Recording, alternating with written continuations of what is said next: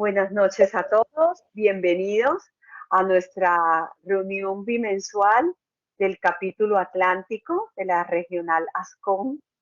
Estamos hoy con el honor de contar con la doctora Laura Mendoza Rosado. Ella es médica de la Universidad Pontificia Bolivariana, pediatra de la Universidad del Norte de Barranquilla e infectóloga pediatra de la Universidad del Bosque. Bienvenida, doctora Laura, nos va a presentar el tema tan interesante que es meningitis neonatal, un tema que como sabemos es apasionante, discutible, bueno, tiene para discutir bastante, al final tendremos las preguntas que ustedes deseen hacer. La doctora Laura es infectóloga infantil en Valledupar y es la infectóloga infantil del Hospital Universidad del Norte. Es una gran colaboradora para todos nosotros. Muchas gracias, Lau, por compartir con nosotros esta noche. Bienvenida. Muchas gracias a ustedes por la invitación a este su encuentro y pues como mencionaba la compañera, definitivamente es un tema de gran importancia para todos nosotros que dedicamos parte de nuestro tiempo a la atención neonatal.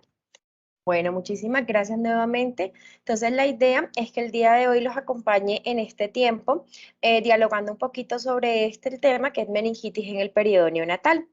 Entonces, realmente partimos con este concepto y hace referencia pues porque el recién nacido tiene un incremento de esa susceptibilidad de infecciones.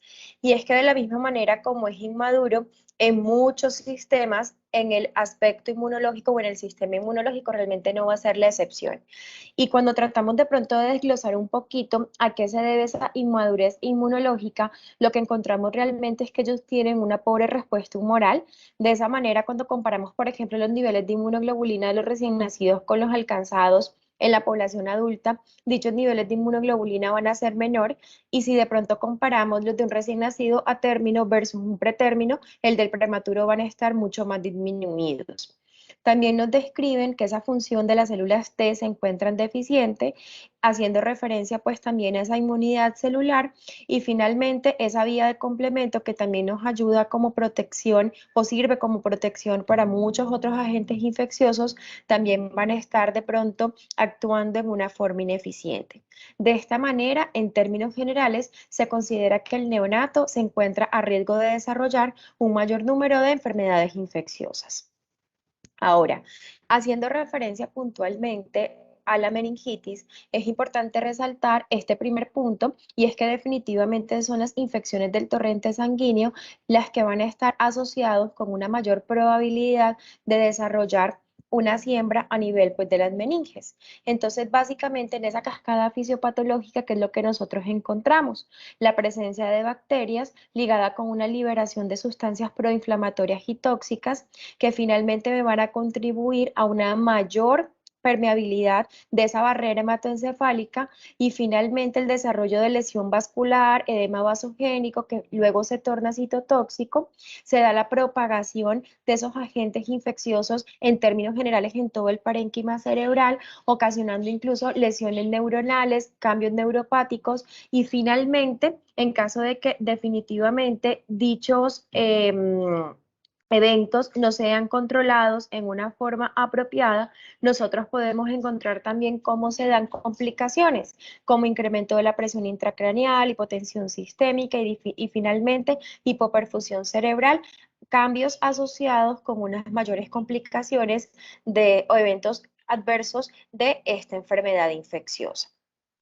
Entonces, una vez ya rescatamos dos conceptos importantes, y es que el recién nacido o el neonato en general tiene un mayor riesgo de desarrollar infecciones y que definitivamente de esas infecciones se puede derivar una meningitis, pues es importante que aclaremos el término, a qué hace referencia el término meningitis neonatal. Y lo que nos explican es que hace referencia básicamente a una inflamación de las meninges, pero no solamente está limitado a esta capa, sino que también se pueden encontrar a nivel del espacio subaracnoideo en la vasculatura cerebral y que típicamente pues se va a dar teniendo en cuenta el grupo etario afectado en la población menor de 28 días de vida. Entonces, en términos generales también es importante mencionar 3 conceptos claves. El primero es que por lo general, cuando un paciente presenta meningitis, esta meningitis se debe a una infección que definitivamente es de gran importancia en la población neonatal, teniendo en cuenta no solamente el hecho de que pueden morir, sino que también está asociado con una gran morbilidad. Y finalmente, si nosotros queremos de pronto limitar ese efecto deleterio en la vida del paciente, la única manera que tenemos de pronto de tener un mejor resultado es realizar un diagnóstico precoz y definitivamente un tratamiento oportuno para dicho proceso infeccioso. ¿Qué datos sabemos? Realmente, cuando nosotros buscamos en la literatura, encontramos datos realmente que no son tan precisos y uno de los principales motivos por los cuales no son tan precisos es porque no solemos realizar un estudio de líquido cefalorraquídeo en forma rutinaria en el escenario pues, de una sepsis. Igual más adelante vamos a ver cuándo estaría indicado. De esa manera, esa incidencia de meningitis con cultivo positivo realmente se considera que está subestimada. Nos dicen incluso cómo escasamente la mitad de los casos sospechosos de meningitis y o sepsis van a ser realizados o se les realizan una punción lumbar. Y el otro concepto que nos mencionan es que puede que se le realice esa punción lumbar, pero se realiza posterior al inicio del tratamiento antibiótico, lo cual finalmente me puede llevar a una negativización de dichos cultivos y por ende la no identificación de un patógeno asociado al cuadro. En términos de mortalidad, nos mencionan que realmente ha disminuido, ¿sí? Teniendo en cuenta que cada día tenemos mayor publicaciones de guías de práctica clínica y mayor adherencia a las mismas, pero a pesar de eso seguimos considerando cómo dicha mortalidad debida a una meningitis en el periodo neonatal sigue siendo alta, siendo incluso descrito hasta en un 15% de los casos. Y finalmente, lo que realmente genera una mayor preocupación es la morbilidad asociada posterior al desarrollo de dicho evento infeccioso. Entonces nos mencionan cómo incluso hasta en un 50% de los casos, eventualmente yo pudiera encontrar que el paciente en forma de secuela presenta convulsiones, presenta retraso en el neurodesarrollo, problemas de aprendizaje o en su defecto, discapacidad de tipo visual o auditivo. Entonces, si bien no se nos están muriendo los pacientes de meningitis, cuando realizamos ese seguimiento a largo plazo, encontramos que ese neurodesarrollo definitivamente se está viendo afectado por dicho proceso infeccioso. Realmente en términos de etiología estamos muy familiarizados a ella porque no existe una gran diferencia entre la etiología de una sepsis neonatal y una meningitis e incluso nos describen cómo dicha meningitis puede ser de aparición temprana y tardía y la clasificación se basa también en el mismo punto de tiempo que utilizamos para la sepsis. Entonces mencionamos una sepsis de aparición temprana como aquella que ocurre en las primeras 72 horas de vida y aquella de aparición tardía como la que ocurre entre el día 3 y los 28 días de vida. Es importante mencionar en esa sepsis neonatal temprana, definitivamente los principales agentes siguen siendo estreptococos del grupo B y adicionalmente a eso tenemos las enterobacterias como Escherichia coli. En una menor proporción nos describen diferentes enterobacterias E. coli y también mencionan Listeria monocytogenes. En el caso de la sepsis o en el caso pues, de la meningitis de inicio tardío, es importante también recordar que tenemos que ubicarnos en el escenario donde nuestro paciente se encuentra. Si es un paciente que viene de la casa o si es un paciente que se encuentra hospitalizado en una de nuestras unidades de cuidados intensivos. Y si es el caso, por ejemplo, de un paciente que se encuentra en una unidad de cuidados intensivos, en términos generales nos empiezan a resaltar la importancia de los estafilococos coagulasa negativos, sin olvidar otros agentes como Staphylococcus, enterobacterias y también gram negativos como pseudomonas. Es importante también mencionar que no solamente las bacterias me ocasionan meningitis, también podemos tener infecciones del sistema nervioso central por virus y dentro de los virus se encuentra definitivamente el herpes simplex y también nos describen en una menor proporción de casos enterovirus, citomegalovirus y hongos como cándida. Cándida obviamente relacionado con infecciones asociadas a la atención en salud. La presentación clínica, al igual que la sepsis, realmente se considera que es inespecífica. Sí, se necesita un alto índice de sospecha, pero hay algo que quiero resaltar de una de las frases que encontré en uno de los textos y en una de las publicaciones que revisé para esta presentación, y es que nos dicen que un paciente con meningitis nunca va a ser asintomático. O sea, una meningitis oculta realmente no existe. Listo. Entonces, realmente el paciente algún síntoma debe presentar. El problema es que los síntomas asociados a meningitis, al igual que la sepsis, son signos que son inespecíficos. ¿Y qué es lo que nos mencionan? Una vez más, diferencias en cuanto al tiempo de edad gestacional del paciente. El prematuro, realmente algo tan simple como una descompensación respiratoria, nos puede indicar sepsis y también nos puede indicar la presencia de una meningitis. Y en el caso pues del paciente a término, encontramos no solamente la fiebre, sino en general nosotros hablamos de distermias, tanto la fiebre como la hipotermia. También nos describen cambios en el sensorio, como el letargo, la hipotonía, pero también la irritabilidad, sobre todo esos pacientes que no le cede, ¿verdad?, con el consuelo. El hecho de que el paciente presente apnea, que presente cambios en la alimentación, simplemente rechazo a la alimentación o que esté vomitando, regurgitando, convulsiones, fontanela bombada. Y nos describen también otros signos y síntomas dependiendo pues de diferentes órganos afectados. En el respiratorio, como el quejido, aleteo, el uso de músculos accesorios, la cianosis, el hecho de que requiere oxígeno, apnea o taquipnea. A nivel neurológico, la presencia de hipotonía, hipertonía, letargia, irritabilidad, ¿sí? Cambios a nivel de la fontanela, convulsiones. A nivel cardiovascular, tanto la bradicardia como la taquicardia, la hipotensión, hipertensión, cambios en la perfusión. A nivel gastrointestinal, la intolerancia a la alimentación o el rechazo, la distensión, la presencia realmente de cambios a la semiología abdominal, vómito, diarrea, heces sanguinolentas y otros, como la inestabilidad térmica, cambios en la glucosa, acidosis metabólica, brotes, petequias, púrpuras, obviamente estas últimas relacionadas con ciertos patógenos en particular, como por ejemplo meningo, sin descartar otros agentes que pueden estar asociados también a lesiones purpúricas, incluyendo los virus. Entonces, una vez más, consideramos que el diagnóstico basado solamente en la clínica requiere un alto grado de sospecha. Entonces, tenemos que utilizar ciertas ayudas. Entonces, miren que muchas de estas ayudas son similares a las que utilizamos en el abordaje de un paciente con sepsis. Nos mencionan, por ejemplo, el hemograma, nos mencionan reactantes de fase aguda como una PCR, eventualmente una procalcitonina, pero una vez más, recordemos que cambios en el hemograma realmente no son patognomónicos de un proceso infeccioso y condiciones diferentes a las infecciosas me lo pueden ocasionar, sin que realmente indique la presencia de una infección, incluyendo meningitis. PCR, ¿verdad? Recordemos una vez más su alto valor predictivo negativo. El hecho de tener una PCR negativa indicándome con una alta probabilidad que el paciente no tiene infección, pero recordemos que también es importante mencionar que en estadios tempranos de la infección yo puedo tener una PCR negativa o una PCR baja. Y en momentos posteriores o en mediciones posteriores realmente documentar el ascenso. Y definitivamente la gran utilidad que tiene la PCR como ayuda para monitorizar la respuesta al tratamiento. Y finalmente tenemos que utilizar los cultivos, pero recuerden que no todo paciente con meningitis va a tener un cultivo positivo. ¿Sí?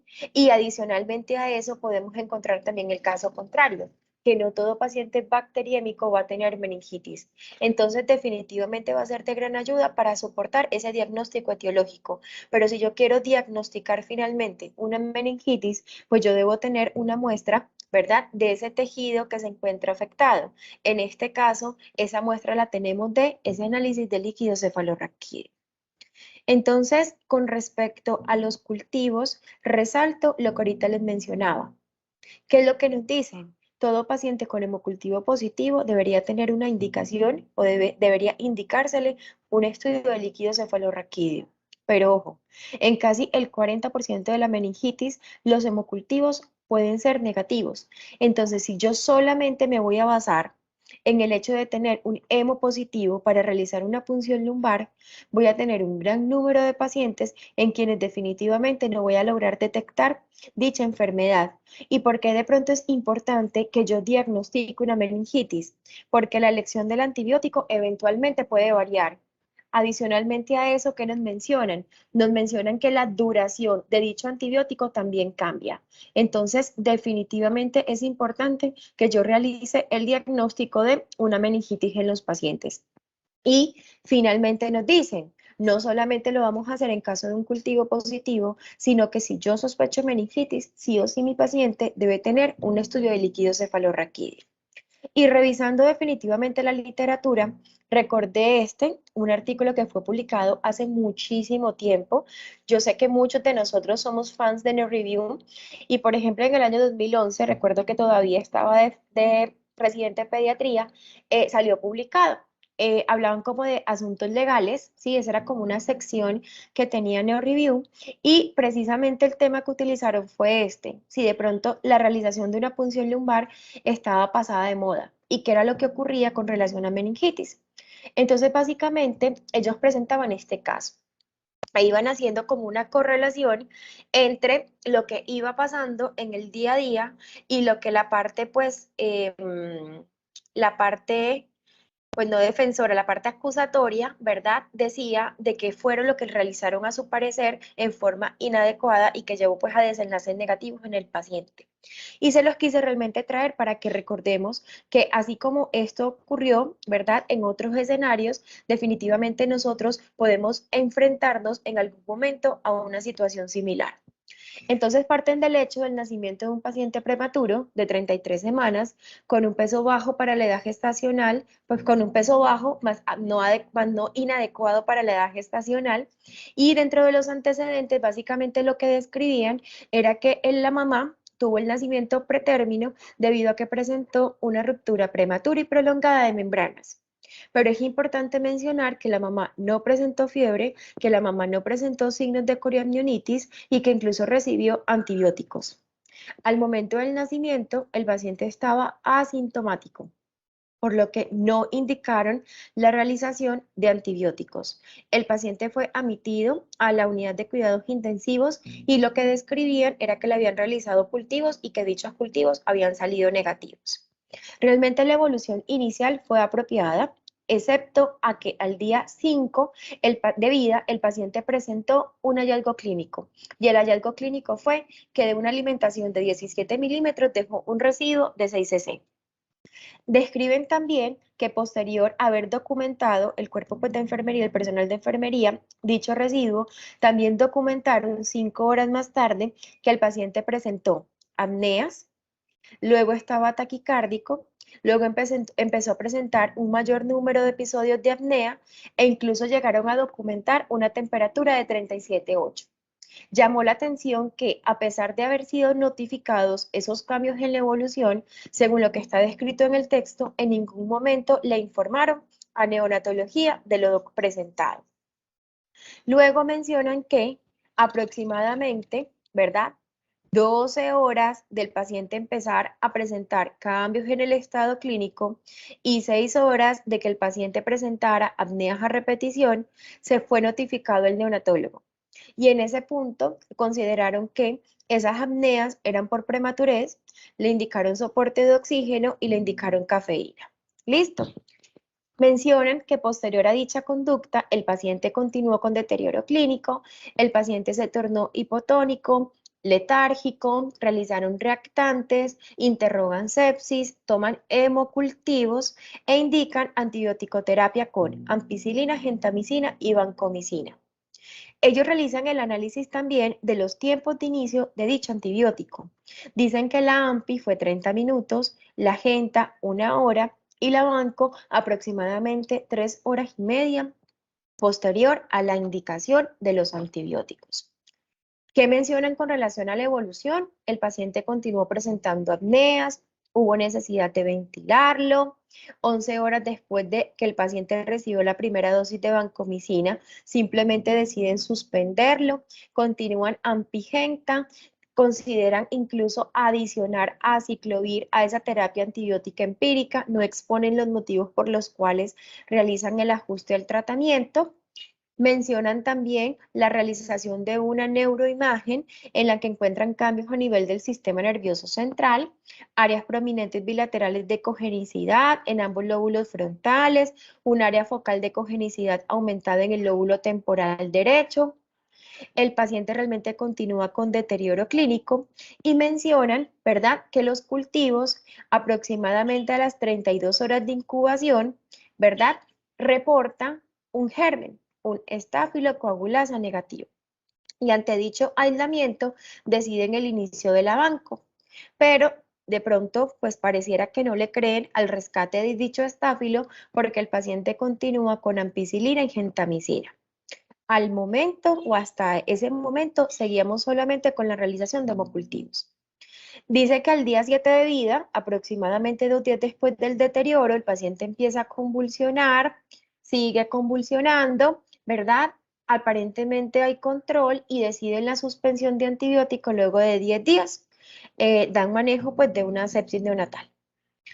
Mencionan que el paciente continúa en seguimiento, los reactantes alterados, neuroimagen, en este caso resonancia alterada, interconsultan el servicio de infectología aproximadamente a los 23 días de vida, estamos hablando de 18, 19 días del deterioro clínico.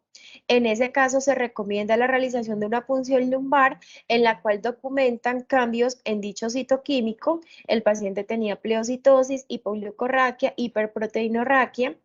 Al gram visualizan bacterias, pero al cultivo finalmente no crece. Consideran una meningitis parcialmente tratada, reinician antibióticos sistémicos.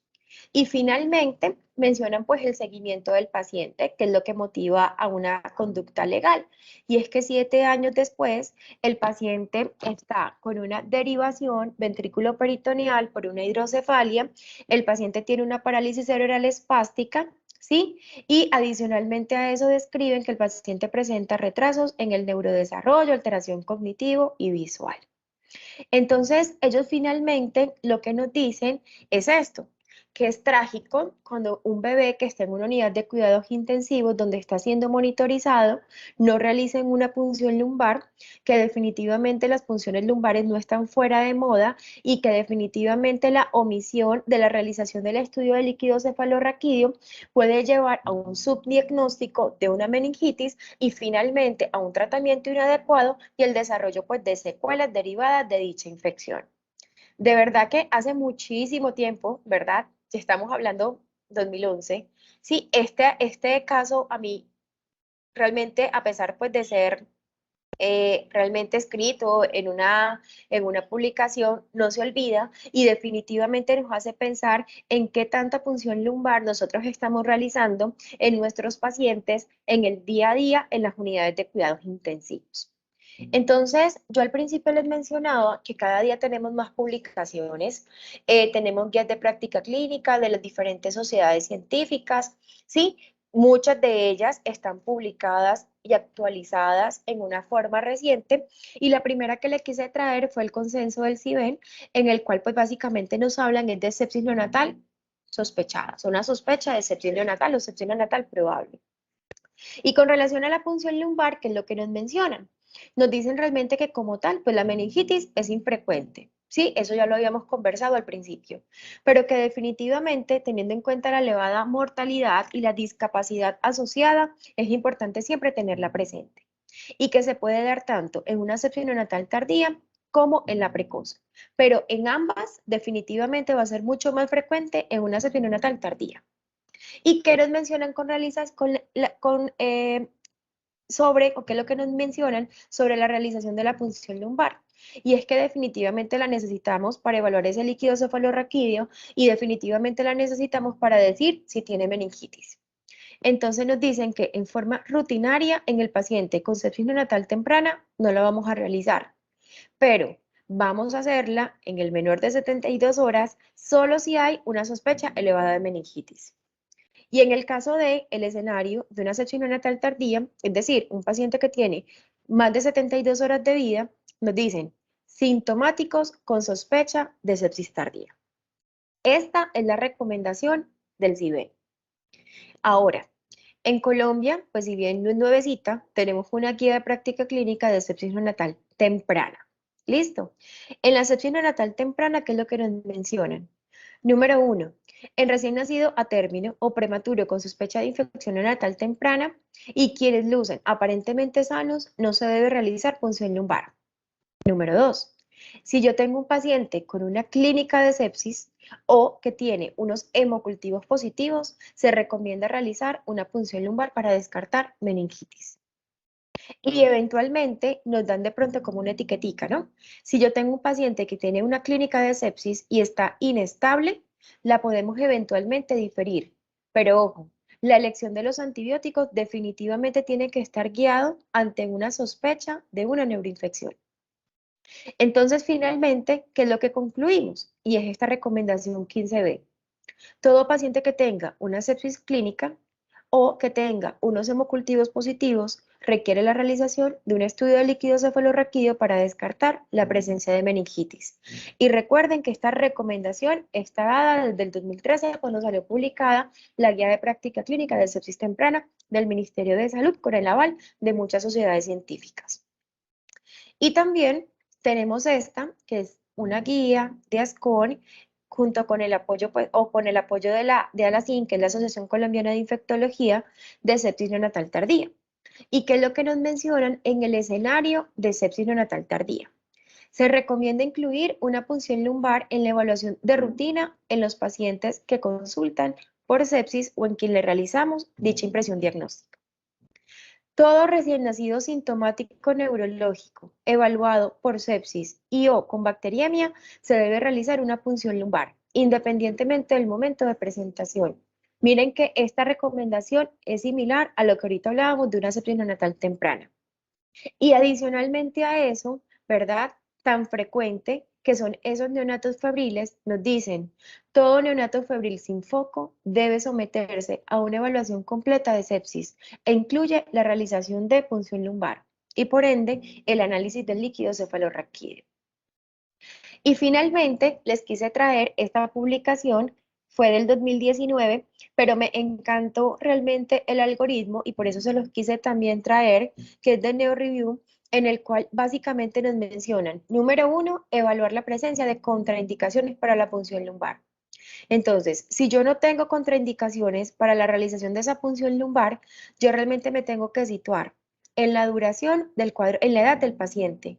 Si tenemos un paciente menor de 72 horas o si es un paciente que tiene más de 72 horas de vida hasta los 28 días. Es decir, sepsis neonatal temprana versus sepsis neonatal tardía. En el caso de la sepsis neonatal temprana, ¿verdad? Realmente miren las diferentes categorías que nos mencionan, de si es a término o si es un paciente prematuro. Pero en términos generales, cuando nos dicen haga punción lumbar, en el paciente sintomático y en el paciente que tiene un hemocultivo positivo. Una vez más, esta recomendación la reafianzamos en las guías de práctica que tenemos vigentes en nuestro país. Y en el caso del paciente prematuro, también nos mencionan, ¿verdad? En caso de yo tener a un paciente con un hemocultivo positivo. Y ojo, si el único síntoma que mi paciente presenta es la dificultad respiratoria, es importante que yo evalúe, ¿verdad? Esos cultivos, si están pendientes, si son negativos, ya veíamos que si son positivos, definitivamente requiere la punción lumbar y luego tengo que ver si el paciente tiene otros hallazgos en esa exploración física que me oriente hacia afectación del sistema nervioso central.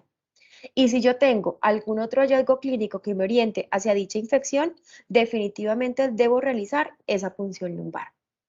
Y ya en el escenario pues, de una sepsis neonatal tardía, me dicen que definitivamente esa punción lumbar está fuertemente recomendada. Ahora, ojo con el paciente que ha estado expuesto a antibióticos previos. Entonces yo sé que para nosotros es muy fácil decir, empiezo antibiótico y reevalúo. Pero realmente lo que nos tenemos que preguntar en el día a día es si ese paciente realmente tenía criterios para yo diferir la realización de dicha punción lumbar. Entonces, básicamente lo que nos preguntan es, cómo está el paciente.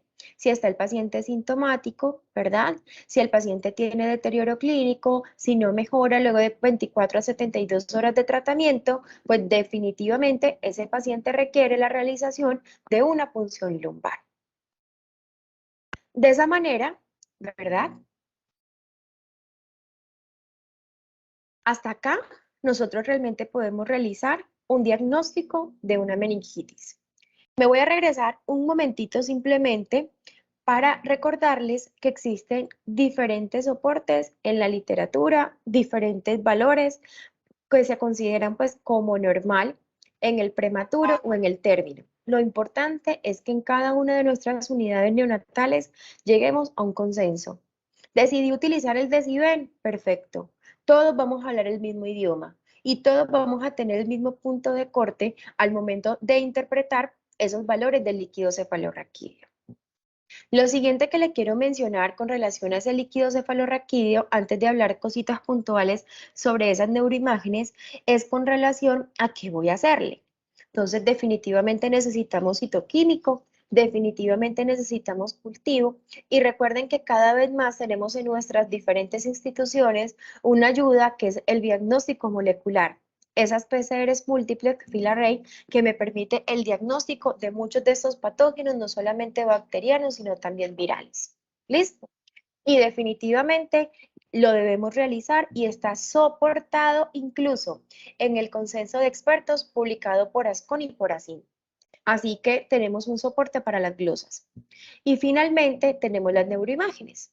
Es importante, sobre todo para el diagnóstico de complicaciones, existen diferentes recomendaciones, el iniciar con una ecografía transfontanelar, teniendo en cuenta que es de muy fácil realización, que me permite evaluar ventriculitis, ventriculomegalia, hidrocefalia, cambios en el parénquima o alteraciones estructurales, y que incluso recomiendan la realización al principio, ¿sí? Y cuando estemos de pronto posterior al tratamiento para evaluar si se presentó pues alguna de estas complicaciones. Y también nos mencionan la resonancia, que de pronto va a ser el gol estándar para la detección de muchas otras complicaciones, como extensión de esa afectación, cambios a nivel de la sustancia blanca, gris, e incluso cambios a nivel no parenquimatoso. Entonces, importante también tenerlas en cuenta dentro de las ayudas diagnósticas para el paciente con meningitis.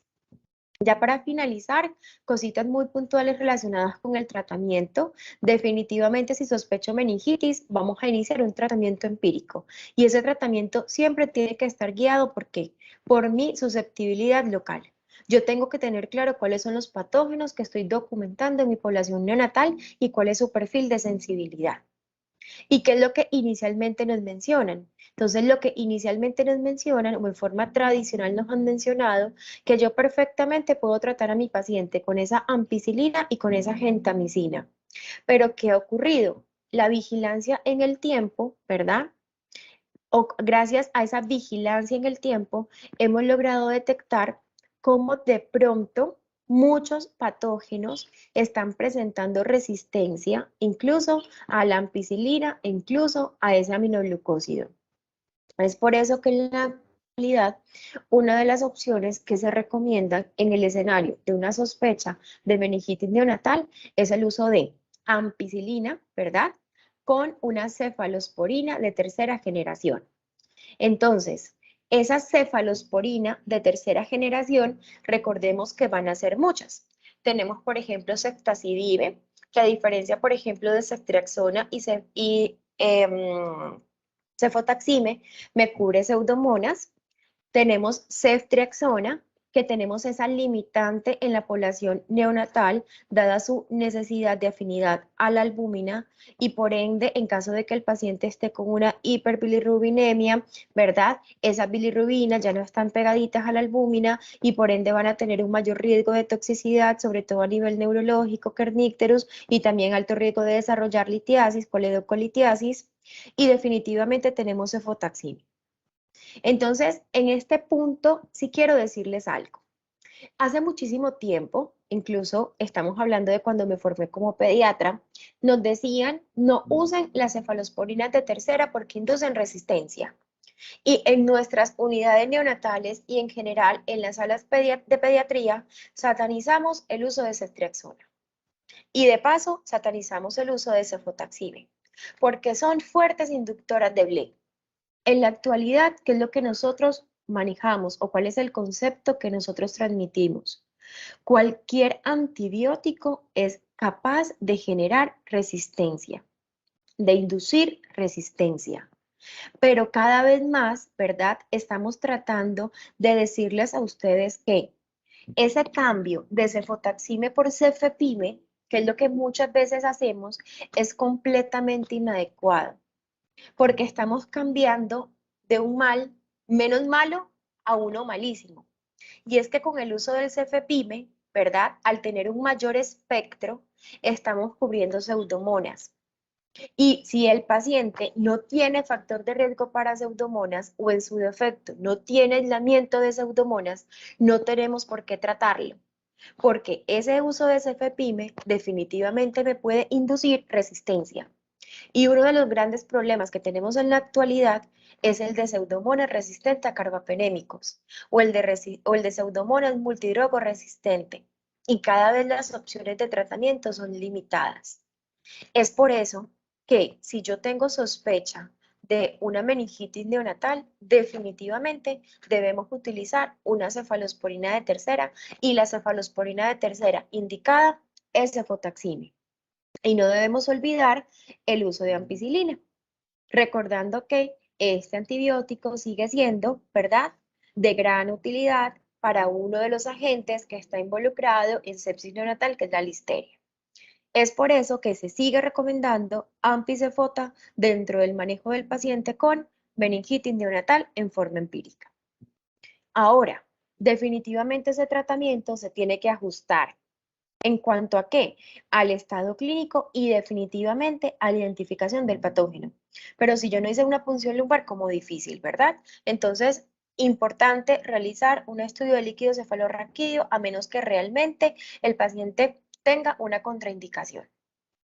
De esa manera nos vamos a situar en diferentes agentes que me ocasionan meningitis neonatal. Principal agente, tenemos los estreptos del grupo B, el Streptogalactiae. Y recordemos que los antibióticos de primera línea para el manejo de dicha infección es y sigue siendo penicilina cristalina y o ampicilina asociado con un aminoglucósido como la genta. Entonces, ampigenta o penicilina cristalina con gentamicina.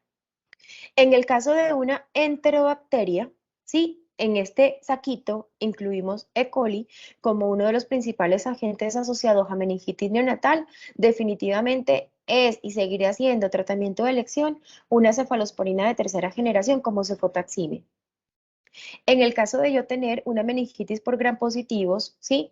Haciendo referencia sobre todo a enterococos y haciendo referencia sobre todo a enterofecalis, recordemos que ampicilina, ¿sí? Sigue siendo uno de los antibióticos de elección asociado con aminoglucósido. Y en el caso de listeria, también nos describen el uso de ampicilina con el aminoglucósido. Ahora, existen otras cepas gram positivas, ¿sí?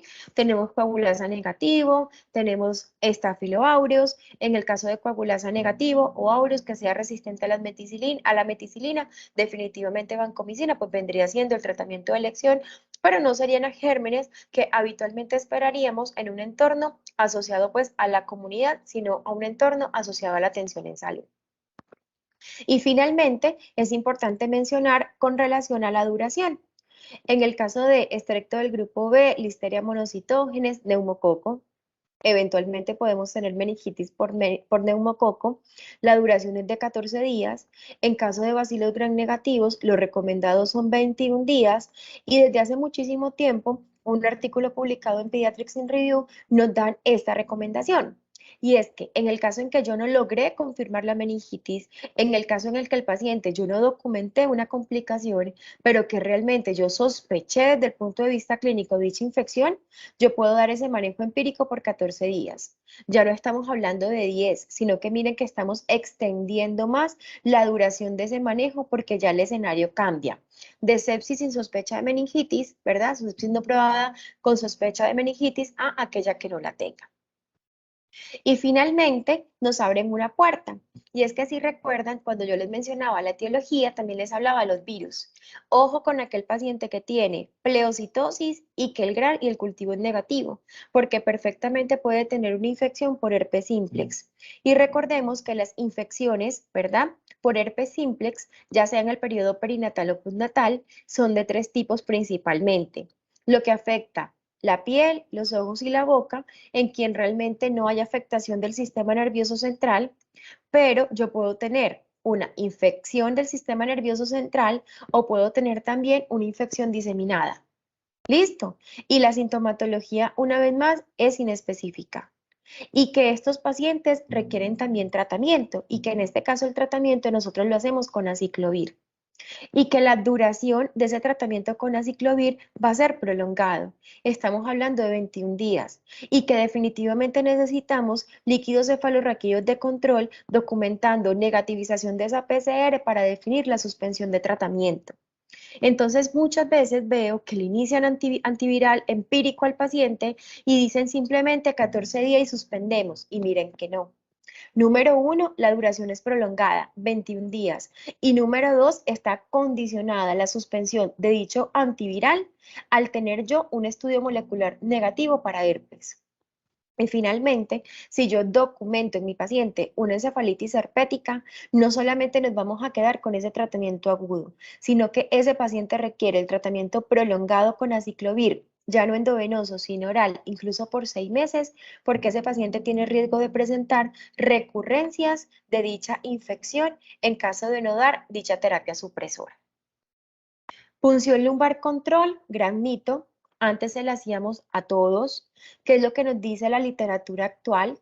Realmente dice que si el paciente tiene una buena recuperación clínica, no hay por qué hacerlo. Por lo tanto, vamos a hacerlo en caso de que el paciente tenga fiebre persistente o reemergente, que tenga deterioro de la condición clínica, que tenga algún hallazgo clínico nuevo, sobre todo a nivel neurológico, y finalmente, si los marcadores inflamatorios persisten alterados. Y no olvidemos a los bacilos gram negativos. Y definitivamente toda meningitis por un bacilo gram negativo requiere un líquido cefalorraquídeo de control realizado a las 24 a 48 horas post tratamiento. Complicaciones definitivamente eventualmente se pueden dar, sobre todo desde el punto de vista neurológico, y también están descritos ciertos factores de riesgo asociados. El hecho de ser prematuro, como el caso que ahorita les presentaba, el hecho de que el paciente requiera soporte ventilatorio, soporte inotrópico, que esté en shock séptico, que el paciente convulsione, que tenga alteración electrolítica asociada, que tenga un electroencefalograma anormal, que tenga anemia asociada. Entonces, ojo con muchos de estos pacientes porque eventualmente pueden tener una complicación a largo plazo. Estos eran los mensajes que les quería traer el día de hoy. Doy gracias una vez más por la invitación y quedo atenta a sus preguntas, dudas, comentarios que quieran realizar. Muchas gracias. Mil gracias, excelente exposición, doctora Laura. ¿Es posible que nos des los valores o los rangos que utilizan en el líquido cefalorraquídeo? Claro que sí, la fuente de información yo sé que no se las mostré grandecita, ¿verdad? Pero está en el consenso de CIBEN y yo creo que muchos de nosotros es el que estamos aplicando en la actualidad. De todas maneras, se los voy a leer un segundito. Entonces nos dicen, leucocitos en el prematuro, perdón, lo normal es menor de 40. Las proteínas menor de 250, la glucosa mayor de 30 y la relación glucosa líquido cefalorraquídeo en sangre mayor de 50. En el caso del recién nacido término, lo que nos mencionan son leucocitos por debajo de 30 es lo normal, proteínas por debajo de 170 es lo normal, glucosa mayor de 40 y con relación a la relación glucosa líquido cefalorraquídeo sangre mayor de 50. Muchas gracias, doctora Laura. Si alguien tiene preguntas, las puede mandar al chat. Bueno, tenemos una pregunta. Dice, ¿qué pasa cuando la punción inicial es traumática y cuando se repite en el marco de sepsis tardía? ¿Con qué se inicia? Ok, con relación a la punción lumbar traumática, realmente siguen realizando la misma, utilizando de pronto como la misma regla, ¿verdad? De descontar de 1 a 2 leucocitos por cada 1000 glóbulos rojos por milímetro cúbico reportado. Esa es la regla que realmente siguen de pronto recomendando en la literatura en la actualidad. La siguiente pregunta realmente no la escuché muy bien. ¿Lo del antibiótico de sepsis neonatal tardía? Dice, no, es como la misma. ¿Qué pasa cuando la punción inicial es traumática?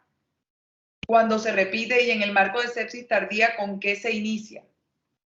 Ok, pues realmente si yo tengo sospecha de una meningitis, recordemos que acorde con nuestra epidemiología, la recomendación sigue siendo una cefalosporina de tercera, cefotaxime, junto con la ampicilina. Ok, la otra pregunta dice, en el caso del recién nacido proveniente de la comunidad, o sea, posterior al tercer día de vida, con sospecha de meningitis, ¿se debería cubrir con vancomicina y cefotaxime? Banco por la posibilidad de neumococo con sensibilidad disminuida a la penicilina. Bueno, realmente siendo estrictos, si bien está descrito neumococo dentro de los agentes causales de meningitis en el periodo neonatal, no es uno de los principales agentes y no dan la recomendación del uso de banco.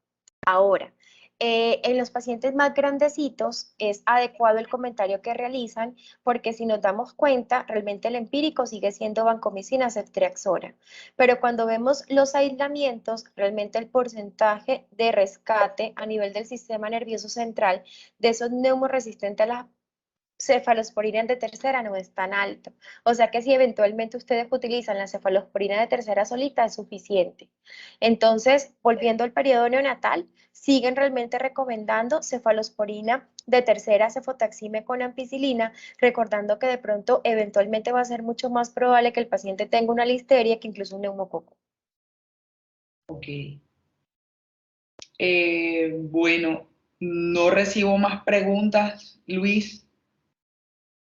Pregunto si hay alguna otra pregunta en el momento. Yo tengo una pregunta, doctora Laura. O sea, de rutina no hacemos meningitis no hacemos, perdón, punción lumbar en sepsis neonatal temprana. Pero la idea es que siempre que cambiamos de esquema de antibiótico de primera a segunda línea o de segunda a tercera, se haga. Y siempre, Depende, ajá, depende de la sospecha que usted tenga. Porque si usted está sospechando, ¿verdad? Una meningitis, es necesario realizarlo. Estamos hablando de una sospecha clínica. Y si definitivamente el paciente tiene un cultivo positivo, o sea, un hemocultivo positivo, definitivamente hay que realizarlo. Si usted está realizando ese ajuste o ese de pronto escalonamiento antibiótico, recordemos que pues vamos a basarnos en las mal llamadas líneas, ¿no? Entonces hablamos de ampigenta o ampiamica.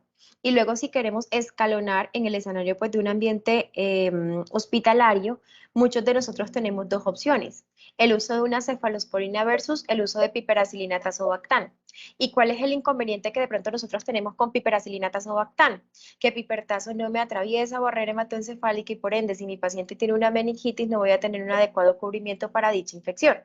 Entonces, en ese orden de ideas, miren que algo tan sencillo como la sospecha clínica, como si tenemos un foco claro del deterioro, me orienta hacia irme a una cefalosporina de cuarta como lo es el cefepime o en su defecto el uso de una piperacilina tazobactam, teniendo en cuenta que no todos los antibióticos me van a penetrar la barrera hematoencefálica. Bueno, acá tengo otra pregunta y dice, si inicialmente la punción lumbar es traumática y fallida, ¿al cuánto tiempo se repite? Y si la punción es por fiebre sin una alta sospecha de meningitis, o Listo. sea, solo la Entonces, sepsis tardía exacto. que iniciamos. Entonces, mira lo primero que nos mencionan. Si inicialmente es traumático, realmente yo no he encontrado en la literatura un tiempo. ¿sí? Eso depende realmente de la dinámica de UCI. Hay quienes lo repiten a las 24, hay quienes lo repiten a las 48 horas. Importante recordar un punto, y es que si ustedes inician antibiótico, eventualmente ese líquido va a quedar estéril, ¿sí? Es decir, voy a tener un cultivo eventualmente negativo, pero los otros parámetros no se van a ver modificados. Entonces, eso es otro punto importante que encontramos. Ah, no, pero es que si ya le encontré, ya le puse antibiótico, ¿para qué la voy a repetir? Si bien yo no voy a tener un cultivo positivo, yo sí puedo encontrar la pielocitosis, yo sí puedo encontrar la hipoglucorraquia, sí puedo encontrar la hiperproteinorraquia, que me van a dar soporte a ese diagnóstico de meningitis. Y adicionalmente a eso, recordemos que cada vez tenemos más esas ayudas moleculares. Entonces, si yo tengo un líquido cefalorraquídeo patológico, utilicemos el filarray, no es más. Y por medio de ese filarray yo puedo detectar muchos de estos patógenos que están asociados con esta infección neonatal temprana. Con respecto al otro punto que mencionan, sí, sobre la sepsis neonatal tardía, depende, ¿es una fiebre con foco o sin foco? Porque recuerden que si yo tengo una fiebre sin foco, la sola presencia de fiebre puede ser indicativo de una meningitis. Entonces, si yo tengo un paciente fiebre sin foco y no pude realizar la punción lumbar hasta que se demuestre lo contrario, el paciente tiene una meningitis y debo iniciarle una cefalosporina de tercera con la ampicilina. Ahora, recuerden que el uso de antiaminoglucósido realmente no sería inadecuado. Si yo tengo, ¿verdad?, una adecuada susceptibilidad a ese aminoglucósido, sobre todo en mis enterobacterias. Pero si mis gérmenes aislados son resistentes, la idea sería no utilizarlo. E irnos una vez más al uso de la cefalosporina de tercera con la ampicilina. Ahí hay otra pregunta, perdón un segundo. Hay otra pregunta que nos están haciendo y es con relación al uso de cefotaxime. Yo ahorita se los mencionaba. Recuerden que usar ceftazidima es como usar una cefalosporina de cuarta. ¿Por qué? Porque tanto ceftazidima como cefepime cura pseudomonas. Y repito lo que les mencioné. ¿Qué necesidad tengo yo de cubrir pseudomonas en un paciente que no tiene factor de riesgo para dicha infección? Recordemos que estamos haciendo un mayor mal. Desarrollo de resistencia en ese patógeno, ¿verdad? Que es problema para nosotros los infectólogos. Y mire, yo sé que de pronto ustedes no lo han dimensionado y no sé realmente qué tantos casos hayan visto, pero es frustrante para nosotros como infectólogos tener un aislamiento de un germen multidrogo resistente, donde ni siquiera las nuevas moléculas como un ceftazidima bivactan podemos utilizar porque es resistente. Y tenemos que someter al paciente a colistina, ¿verdad? Porque sencillamente no tenemos más opciones. O sea, llegará el momento en el que retrocedamos tanto y tratemos a nuestros pacientes nuevamente con cloranfenicol, porque las opciones cada vez van a ser más limitadas. Y es cierto lo que mencionan, ¿sí? Hay literatura en la que recomiendan ceftazidime en vez de cefotaxime, pero una vez más, uso racional de antibióticos y dentro de los principios es no cura pseudomonas si no lo ha rescatado o en su defecto si el paciente no tiene riesgo de. Bueno, hay otra pregunta acá que dicen, ¿cuál es el valor del límite superior de leucocitos en líquido cefalorraquídeo en recién nacidos pretérminos y recién nacido a término? Recuerden de todas maneras el de pronto como la fuente de la información que yo les brindé, que es el consenso de CIBEN, y en ese consenso mencionan que en el pretérmino son 40 y en el término son 30. Lo importante es que todos hablen el mismo idioma. Laura, una pregunta. ¿Tú recomiendas la punción lumbar de control? O sea, tenemos meningitis, tenemos un filarray positivo con algún germen, iniciamos un tratamiento adecuado. Alguna literatura dice que a las 72 horas haga control. ¿Lo recomiendas o no? Ya no. Ya realmente, como ahorita les mencionaba, solamente dan dos indicaciones. Número uno, el neonato que va mal. Y número dos, en todo infección por bacillus gram negativos. Si de pronto echamos memoria, antes nos decían incluso que en las infecciones por Agalactiae había necesidad de realizarlo, pero en estos momentos realmente no se recomienda. Son solamente esas dos indicaciones, neonato que no va bien y bacillus gram negativos. Lau, el paciente febril con sintomatología respiratoria, sin sintomatología neurológica, en el que tienes un virus y tienes fiebre y bueno, ahí sí también. Entonces, una vez más, yo en eso sí soy demasiado, depende de donde leas, ¿verdad? Entonces, si yo me voy a la guía del Consenso de Expertos de Sepsis Neonatal Tardía, lo que nos dicen es todos los neonatos febriles sin foco. Entonces, si yo tengo un neonato febril con foco, en este caso una infección respiratoria, realmente no requeriría la realización de la punción lumbar. Pero Ok. si me voy, por ejemplo, a la bibliografía de NeoReview 2019, nos dice que todo paciente que consulte, ¿verdad?, por sepsis, que tenga más de 72 horas a 28 días, necesita una punción lumbar. Entonces, si nosotros en nuestra institución adoptamos el consenso del CIBEN, no debemos realizar, el consenso, perdón, de ASCONI y de ASIL, no debemos realizarlo, porque el paciente tiene un foco. Ok, súper, Hemos súper. visto en la es que aunque tengan, me recuerda mucho el hijo de un cirujano pediatra, que la niña tenía, la mamá tenía gripa, el papá tenía gripa, ella tenía gripa, hizo fiebre, a ver qué va a tener gripa. Sin embargo, nos seguimos por el protocolo y la niña tenía 2000 leucocitos en el líquido cefalorraquídeo y le aislamos un enterococo, algo así. Eh, la experiencia le dice a uno que realmente un niño con fiebre es de mucho cuidado. Sí, señora, así es. Y es importante también ver qué otra sintomatología tiene el paciente, o sea, todo va a ir de la mano. La Claro, sospecha clínica, eventualmente qué focos se documentan, y como les digo, o sea, todo depende de lo que ustedes decidan adoptar. Sí, no está mal que a todo paciente con fiebre después de las 72 horas le hagan un líquido cefalorraquídeo. ¿Por qué? Porque es probable que el paciente tenga una meningitis. claro. Hay otra pregunta. ¿Alguna recomendación acerca de la dosis de los antibióticos? Se habla de dosis meningias. ¿Seguimos igual? Sí, señor. Y mi recomendación siempre es la misma. Miren que yo en ningún momento les estoy mencionando dosis. Sí, porque las dosis no nos las tenemos por qué aprender. Para eso existe el Neofax, para eso existe el Neofarma. Simplemente sacamos ampicilina y miren que en cada uno de esos antibióticos nos ofrecen la diferencia. Dosis usual y dosis meningia. Y la dosis meningia la tenemos que usar en caso de que realmente tengamos dicha sospecha. ¿Hay alguien alzando la mano? Raquel Tavares Díaz. ¿Qué nos puedes decir de meningitis por hongos? En el escenario de Cándida, Sí, sí. recuerden, asociado al cuidado de la salud definitivamente. Y recuerden que dentro de los estudios que nosotros debemos realizar en el escenario de una candidiasis neonatal está la búsqueda de siembras profundas. Y dentro de las siembras profundas definitivamente está la toma de neuroimagen y la toma de líquido cefalorraquídeo. Algo tan sencillo como antifúngico de elección en cándida es Anfovén. Y tenemos la ventaja que Anfovén penetra sistema nervioso central. Alternativo, fluconazol, y el fluconazol también penetra el sistema nervioso central. Pero ya nosotros pasamos por esa moda que fue la moda de Candida auris. Ustedes en Barranquilla están en el boom de Candida auris.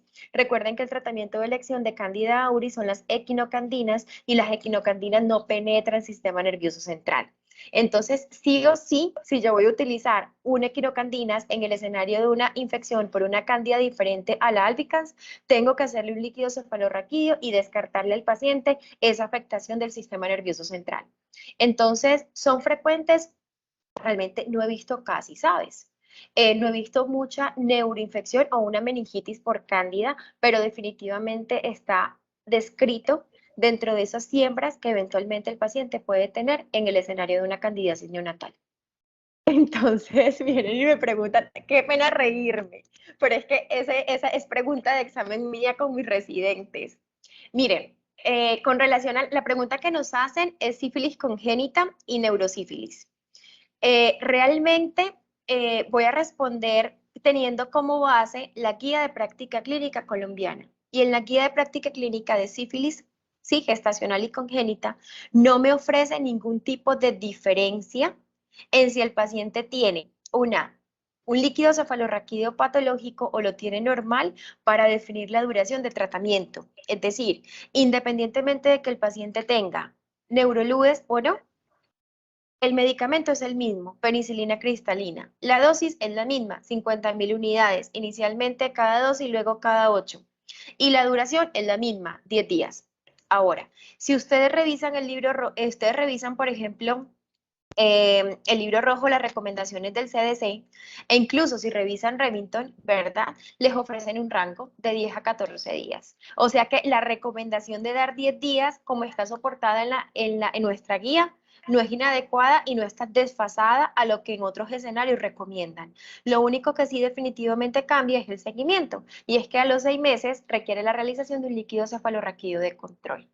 Entonces, sí, definitivamente la duración, una vez más, 10 días. Y la dosis es la misma. Eso de dar 2 veces la dosis realmente no está siendo recomendado en la actualidad en muchos de los soportes pues, bibliográficos.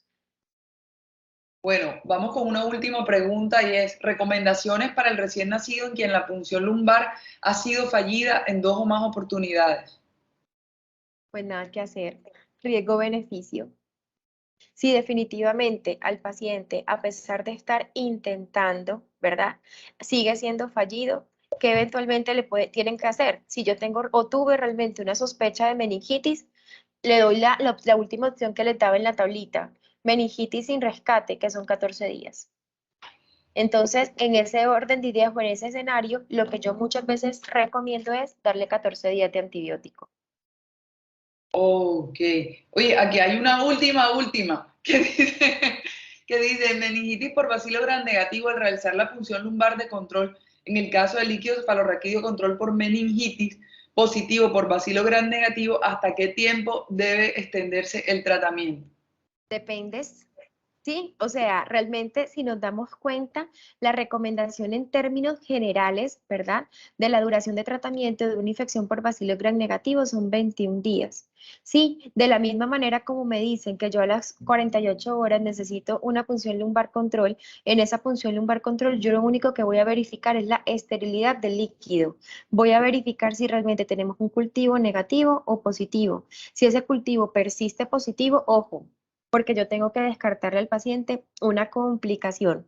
Yo tengo que ver de pronto que el paciente tenga, ¿verdad? Un ejemplo, un absceso cerebral. Y en caso de un absceso cerebral, recuerden que la duración del tratamiento ya no van a ser 3 semanas, sino que van a ser como mínimo 4, 6 semanas, dependiendo de la evolución clínica e imagenológica que el paciente tenga. Entonces, darle un límite superior realmente va a depender. ¿Y de qué va a depender? Si finalmente yo logro la esterilidad del líquido y finalmente si yo descarto la presencia de complicaciones. Porque si yo descarto la presencia de complicaciones, perfectamente le puedo dar 21 días de tratamiento. Sí, lo esperado es que yo a las 48 horas tengo líquidos negativos, como lo que lo hacemos en orina. Pero muchas veces nosotros realmente tenemos pacientes que evolucionan clínicamente bien y que el líquido persiste positivo. ¿Qué hago? Repetir. Simplemente necesito verificar que ese líquido se esterilice, nada más. Muchas gracias, doctora Laura. Excelente exposición, nos aclararon muchas dudas. Muchas gracias a todos nuestros asistentes, nuestros colegas, nuestros docentes. Regional Atlántico está inmensamente agradecido con esta maravillosa exposición. Sí, gracias, Lau. Gracias a ustedes Nos por la vemos invitación. la próxima. Nos vemos en la Gracias. próxima Con presentación. el mayor de los gustos. Dale, Vilao. Un abrazo, que estés Que bien. estén muy bien. Hasta luego.